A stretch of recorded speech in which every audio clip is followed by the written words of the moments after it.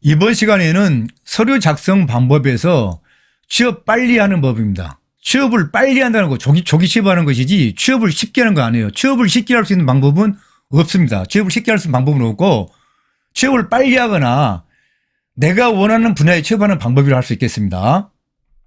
자, 제가 10대 스펙을 얘기했고 여러 가지 얘기를 많이 했어요. 그중에서 우선 나의 경험, 나의 경력을 한 곳으로 묶어야 됩니다. 이 한 곳이라는 얘기는 직무와 관련된 겁니다.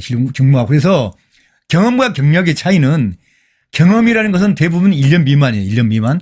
경력이라는 것은 1년 이상입니다. 1년 이상. 그래서 주로 경력은 경력 사원에 넣는 거고 경험은 여러분이 신입사원에 넣는 건데 경력도 짧은 것 1개월, 2개월, 6개월, 8개월, 10개월까지 되는 것은 여러분이 신입사원으로 넣을 수가 있는 거예요. 그래서 얘가 여러분에게 경험과 경력을 한 곳으로 묶으라고 얘기를 한 것입니다. 자, 다시 한번 얘기합니다. 지원 분야, 직무에 관련 가지고 지원 분야는 좁히고 또 좁혀라.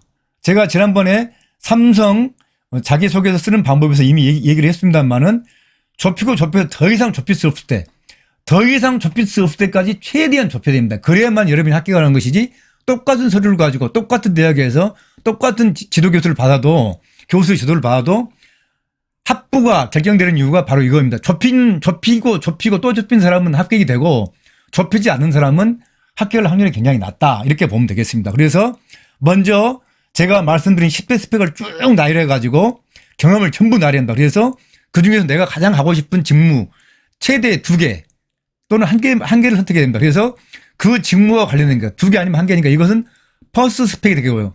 이것은 세컨드 스펙이 됩니다. 그래가지고 그걸 관련된 직무를 모아야 됩니다. 모아가지고 OW1H에 의해서 그걸 상세히 그 자료를 찾아야 됩니다. 그 다음에 그 찾은 서류를 가지고 서류를 작성합니다. 서류 작성할 때는 먼저 아래 한글로 작성을 해가지고 글자 수를 보고 불필요한 글자를 빼고 단어를 빼야 됩니다. 그리고 나서 이제 최대한 압축해서 1,500자까지 좁혀야 됩니다. 1,500자까지.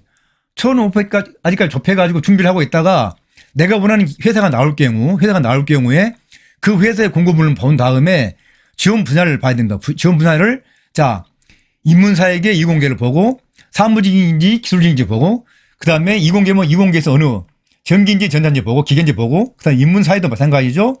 자, 인사인지 노무인지 그 다음에 마케팅인지 봐야 됩니다. 그래서 그 분야에서 좁혀가지고 한 분야를 선택합니다. 그래서 그 관련된 서류를 만들고 그래서 제출하면 반드시 면접 때 물어보는 내용은 뻔한 겁니다. 어떤 학생들, 어떤 응시자들이 나는 내일 면접인데 뭘 물어볼지 몰라서 불안합니다. 걱정이 됩니다. 이렇게 얘기한 그런 응시자가 많아요. 이거는 완전히 잘못된 거고요.